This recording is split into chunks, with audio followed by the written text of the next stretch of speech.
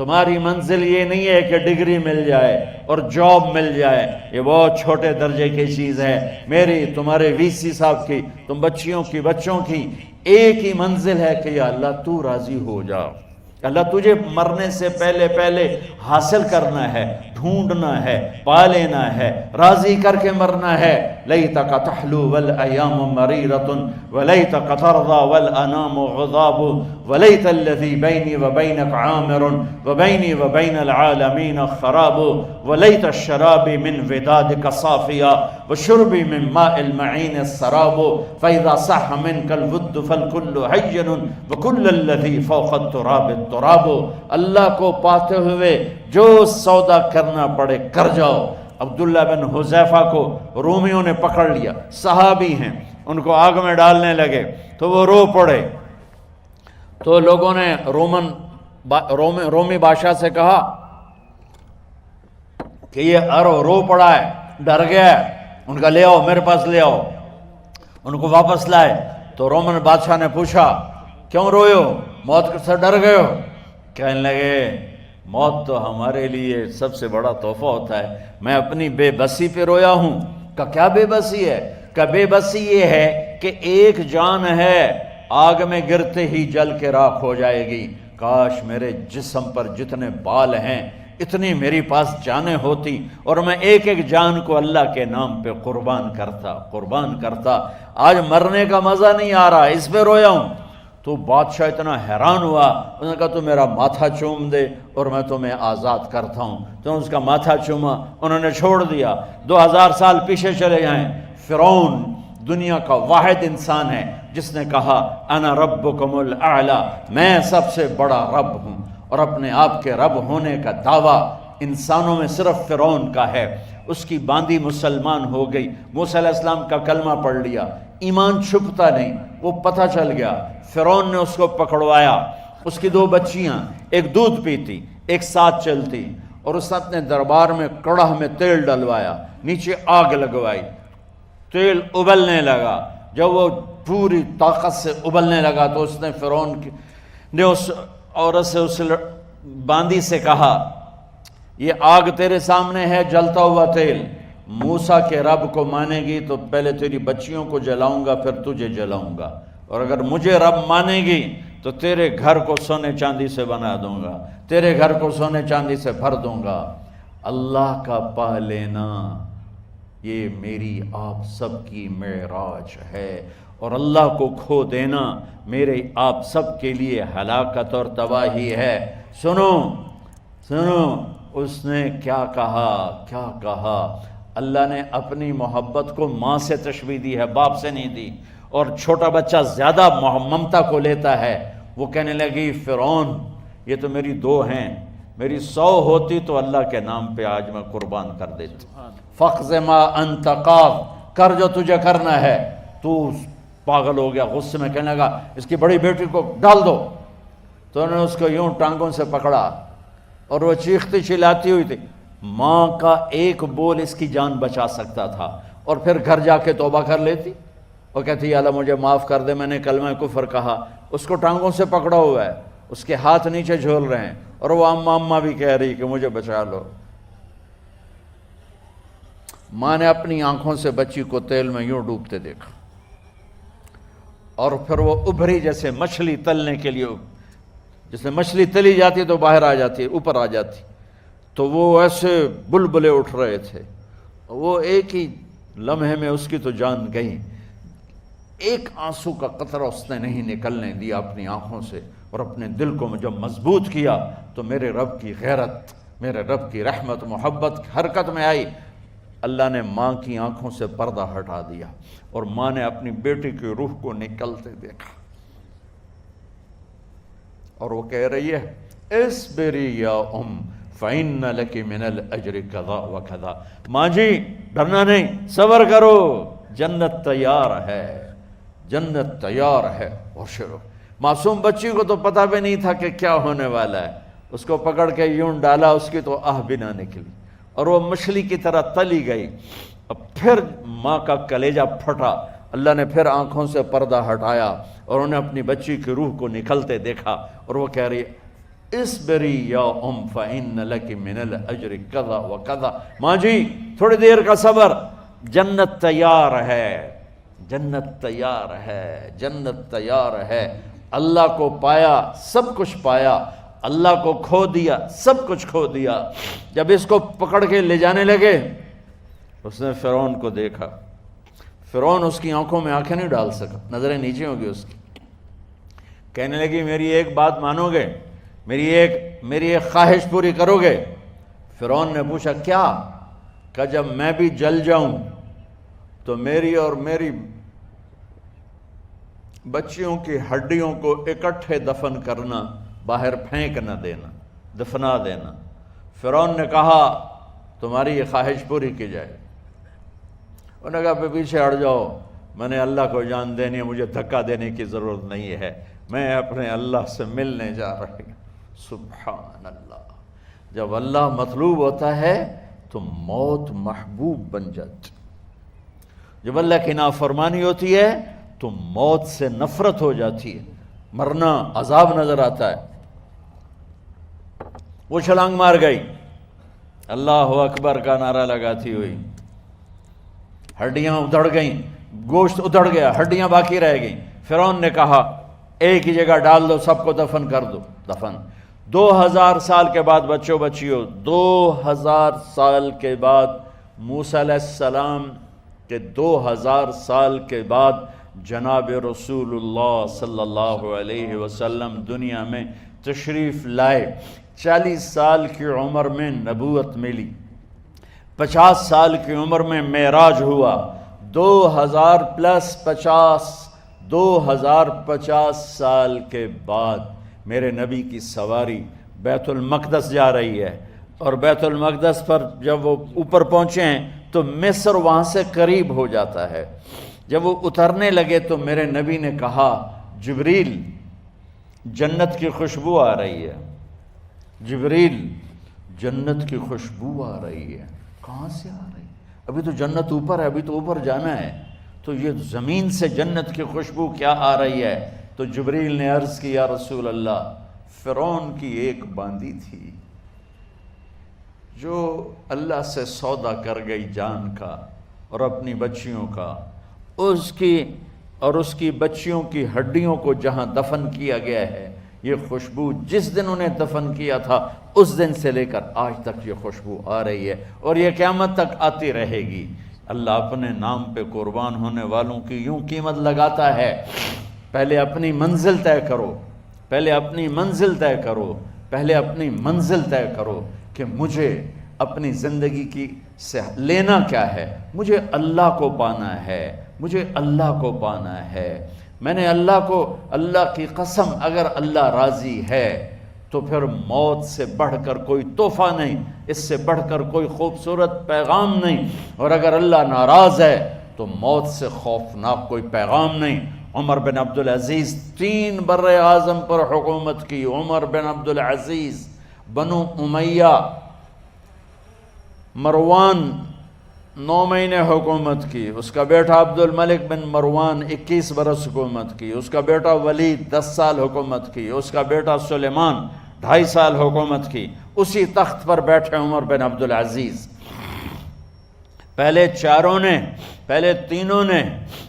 نے اللہ کے شریعت کو قربان کیا حکومت کے لیے۔ عمر بن عبدالعزیز نے اپنے آپ کو قربان کیا اللہ کے لیے، حکومت کو پاؤں کے تلے رکھا اور اللہ کی رضا کو سامنے رکھا۔ ان کو زہر دیا گیا۔ جب ان کی موت کا وقت قریب آیا تو انہوں نے رجا بن حیوہ کو بلایا۔ سننے والی بات ہے بچوں، ان سے فرمانے لگے سنو، میں نے 3 بادشاہوں کو قبر میں اتارا۔ اب بچیاں تو قبرستان جاتی نہیں، ہم تو اپنے ہاتھوں سے قبر میں اتارتے ہیں، اور اوپر مٹی ڈالتے ہیں، اور اوپر اینٹیں ڈالتے ہیں، اور پھر منو مٹی میں دبا کے واپس آتے ہیں۔ یہ منظر آپ بچیوں کے تو دیکھنے کا بھی نہیں ہے۔ وہ کہنے لگے میں نے 3 بادشاہوں کو مٹی میں ڈالا، لیکن ان کے کفن کی گرہ کو جب کھول کے دیکھا تو ان کے چہرے قبلے سے ہٹ چکے تھے اور رنگ ان کے کالے پڑ چکے تھے۔ ولید بن عبد الملک، سلیمان بن عبد الملک، عبد الملک بن مروان، عبد الملک باپ ولید بیٹا، سلیمان بیٹا، یہ تینوں کا ان کے چہرے کالے ہو گئے تھے اور ان کا قبلے سے منہ پھر گیا تھا۔ اب میں مرنے لگا ہوں، مجھے پہلے ضرور چیک کرنا کہ میرا اللہ میرے ساتھ کیا کرتا ہے۔ پہلے تینوں کی ظلم کی حکومت تھی، ان کے چہرے قبلے سے کیوں ہٹ گئے؟ آپ کو عجب بات بتاؤں، ولید بن عبد الملک روزانہ تہجد میں کھڑے ہو کے 10 سپارے پڑھتا تھا، 10 سپاروں کی تلاوت تہجد میں کرتا تھا کھڑے ہو کے، اور قبلے سے چہرہ ہٹ گیا۔ سلیمان بن عبد الملک تہجد گزار، چہرہ قبلے سے ہٹ گیا، ظلم کیا، ظلم کیا، ظلم کیا، خون کو پانی بنا دیا، حکومت پر شریعت کو قربان کیا، رشتے ناتوں کو قربان کیا۔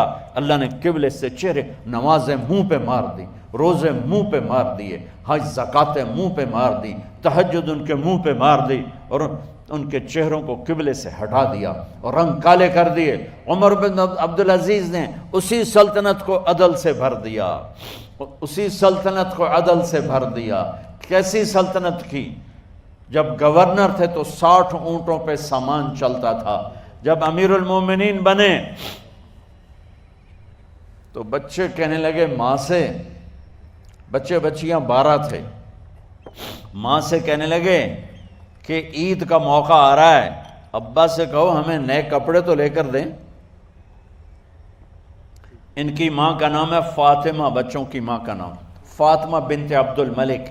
یہ دنیاوی سٹیٹس میں سب سے بڑی خاتون گزری ہے، آج تک اس کے لیول کی کوئی عورت نہیں آئی۔ دادا بادشاہ، باپ بادشاہ، 4 بھائی بادشاہ، 6 خامند بادشاہ، 7 نسبتوں سے یہ عورت شہزادی رہی ہے۔ حضرت عمر گھر آئے، بیگم نے کہا بچے کپڑے مانگ رہے ہیں۔ حضرت عمر کہنے لگے میرے پاس تو پیسے نہیں ہیں، تنخواہ میں تو مشکل سے روٹی پوری ہوتی ہے، کہاں سے لے کر دوں؟ تو تھوڑی دیر خاموش رہیں بیگم، پھر کہنے لگی آپ ایسا کریں اگلے مہینے کی سیلری ایڈوانس لے لیں، اس سے میں کپڑے لے لیتی ہوں اور روٹی کا خرچہ میں مزدوری کر کے گھر بیٹھے مزدوری کر کے چلا لوں گی، آپ 1 مہینے کی تنخواہ ایڈوانس لے لیں۔ حضرت عمر بن عبدالعزیز واحد خلیفہ ہیں جن کے دور میں 3 بر اعظم میں زکوٰۃ لینے والا باقی نہیں بچا تھا۔ یہاں لاہور بھی ان کی حکومت کے نیچے تھا، جنوبی اسپین فرانس ان کی حکومت کے نیچے تھا، کاشغر تک ان کی حکومت کے نیچے تھا، استنبول کے دروازوں تک ان کی حکومت تھی۔ 3 بر اعظم میں ایک آدمی زکوٰۃ لینے والا نہ بچا، اور اپنا حال یہ ہے کہ بیگم سے کہہ رہے ہیں پیسے کوئی نہیں، کپڑے کہاں سے لے کر دوں؟ اور بیگم طریقہ بتا رہی ہے کہ آپ اگلے مہینے کی تنخواہ ایڈوانس لے لیں، اس سے میں کپڑے لے لوں گی، اور چولہے کا خرچہ، روٹی کا خرچہ میں گھر بیٹھ کے مزدوری کر کے کما لوں گی۔ تو حضرت عمر کہنے لگے ہاں یہ ٹھیک ہے۔ باہر آئے وزیر خزانہ مزاحم، انہیں بلایا کہ بھائی ہمیں اگلے مہینے کی تنخواہ ایڈوانس چاہیے، یہ تنخواہ والے لوگ بیٹھے ہوئے تنخواہیں لیتے ہیں۔ اس نے کاغذ قلم آگے رکھ دیا، کہا حضرت یہاں لکھ کے دے دیں آپ 1 مہینہ زندہ رہیں گے میں تنخواہ دے دیتا ہوں، اب مجھے لکھ کے دے دیں آپ 1 ماہ زندہ رہیں گے میں آپ کو تنخواہ دے دیتا ہوں۔ چپ کر کے اٹھے، ایک لفظ نہیں بولے، گھر گئے۔ حضرت اپنی بیگم فاطمہ سے کہا بیگم بچوں سے کہہ دو کہ باپ کے پاس کپڑے لے کر دینے کی سکت نہیں ہے، اور خزانے ایسے بھرے پڑے تھے کہ زکوٰۃ لینے والا کوئی نہیں تھا۔ عید کی نماز ہوئی، نماز کے بعد جب ساری فیملی ملنے آئی اور بچے بھی ملنے آئے تو ان کو دیکھ کر ان کی آنکھوں میں آنسو آ گئے۔ کہنے لگے بچوں آج تمہیں دکھ تو ہوگا اپنے باپ پر کہ ایک جوڑا کپڑا بھی لے کر نہ دیا عید کا۔ تو ان کے ایک بیٹے نے کہا ابا جان آج ہم بڑے خوش ہیں، ہمارا سر اونچا ہے کہ ہمارے باپ نے مسلمانوں کے مال پہ ڈاکہ نہیں ڈالا، ہمیں قربانی کا بکرا بنایا، لیکن مسلمانوں کے مال میں خیانت نہیں کی۔ یہ ان کا طرز حکومت تھا، اس طرح انہوں نے حکومت کی۔ گھر میں تشریف لائے تو بیٹیوں سے بات کی تو انہوں نے منہ پہ ایسے دوپٹہ رکھا ہوا، منہ پہ دوپٹہ رکھ کے بات کریں تو فرمانے لگے کپڑا تو ہٹاؤ، دوپٹہ کیوں رکھا ہوا ہے؟ تو گھر کی خادمہ زور زور سے رونے لگی، کہنے لگی امیر المومنین آج آپ کی بیٹیوں نے کچا پیاز توڑ کے روٹی کھائی ہے تو وہ اس کی بو ہے منہ میں، آپ کو بو سے نفرت ہے اس لیے منہ پہ کپڑا رکھ لیا ہے۔ تو حضرت عمر اتنا روئے کہ ان کی داڑھی تر ہو گئی۔ کہنے لگے آخر میں جب تھوڑا آسرے میں آئے، کہا میری بیٹیوں تمہارا باپ تمہیں بڑے اچھے کھانے کھلا سکتا ہے لیکن میں جہنم کو برداشت نہیں کر سکتا، میں جہنم کی آگ برداشت نہیں کر سکتا۔ اب مرنے کا وقت آ گیا۔ جب وہ گورنر تھے تو 60 اونٹوں پہ ان کا سامان چلتا تھا، اور جب وہ امیر المومنین بنے تو عیادت کے لیے لوگ آ رہے تھے، تو سالے عیادت کے لیے آئے، فاطمہ کے بھائی، کپڑے دیکھے امیر المومنین کے تو بہن کو ایک طرف کر کے فرمایا، بڑے نیک سرداروں میں سے تھے یہ مسلمہ بن عبد الملک، کہنے لگے امیر المومنین کے کپڑے تبدیل کروا دو، لوگ پوچھنے آ رہے ہیں تو میلے کپڑے اچھا نہیں لگتا۔ کہا جی بھائی کرواتی ہوں۔ اگلے دن جب وہ حال پوچھنے آئے تو پھر وہی کپڑے تھے، تو انہوں نے ان کو الگ جا کر کہا بہن میں نے تمہیں کہا تھا کپڑے بدلوا دیتی، کیوں نہیں بدلوائے؟ تو وہ رونے لگیں، کہنے لگی کہاں سے بدلواؤں، جوڑا ہی ایک کہاں سے بدلواؤں؟ اور حکومت کتنی تھی؟ 3 بر اعظم کی، 3 بر اعظم کی حکومت۔ ہمارا تو پٹواری امان کا نہیں ہے، اور وہ 3 بر اعظم کی سلطنت لے کر ایک جوڑے میں اللہ سے ملنے جا رہا ہے۔ جب ان کا انتقال ہوا، سلیمان بن عبد الملک کی ڈیڈ باڈی جب قبر کے قریب لائے اتارنے کے لیے تو ایسے ایسے ہلنے لگا، اس کا پورا جسم ہلنے لگا۔ تو اس کے بیٹوں نے کہا کہ ہمارے ابا زندہ ہیں، تو حضرت عمر نے فرمایا بیٹو زندہ نہیں ہیں، عذاب قبر جلدی شروع ہو گیا ہے، عجل اللہ بالعقوبہ، قبر کی پکڑ پہلے شروع ہو گئی ہے، چھپاؤ اپنے باپ کو جلدی۔ جب عمر بن عبدالعزیز کی ڈیڈ باڈی قبر کے قریب کی گئی اور ان کا بھائی اتارو، بھائی وہ باتیں شروع ہو جاتی ہیں، رومال ڈالو، چادر پکڑو، ادھر سے پکڑو، تو ایک دم ایسے ایک پرچہ ہوا میں اڑتا ہوا سب نے دیکھا، وہ آتے آتے آتے آتے آتے آتے یوں آ کے حضرت عمر کے سینے پر گر گیا۔ سب دیکھ رہے ہیں۔ جب پرچے کو اٹھا کے دیکھا گیا تو اس پہ ایک سطر پہ لکھا تھا بسم اللہ الرحمن الرحیم، اور دوسری سطر پہ لکھا تھا براءۃ من اللہ لعمر بن عبد العزیز من النار، یہ عمر کے لیے جہنم کی آگ سے نجات کا پروانہ ہے۔ 3 بر اعظم کی سلطنت لے کر وہ جنت کا پروانہ لے کر دنیا سے گئے۔ جب ان کو قبر میں اتارا گیا تو انہوں نے رجا بن حیوہ سے فرمایا تھا 3 بادشاہوں کے چہرے دیکھے قبلے سے پھر گئے، رنگ کالے پڑ گئے، مجھے تم نے دیکھنا ہے کہ کیا ہوتا ہے؟ تو رجا فرماتے ہیں جب میں قبر میں اترا اور ان کے کفن کی گرہ کو کھول کے دیکھا تو چہرہ قبلے کی طرف فکس تھا، اور مجھے یوں لگا جیسے 14ویں رات کا چاند قبر میں اتر آیا ہو۔ میرے عزیزو، طلبہ و طالبات، اللہ کو اپنی منزل بناؤ، اللہ کو اپنی منزل بناؤ، اللہ کو اپنی منزل بناؤ۔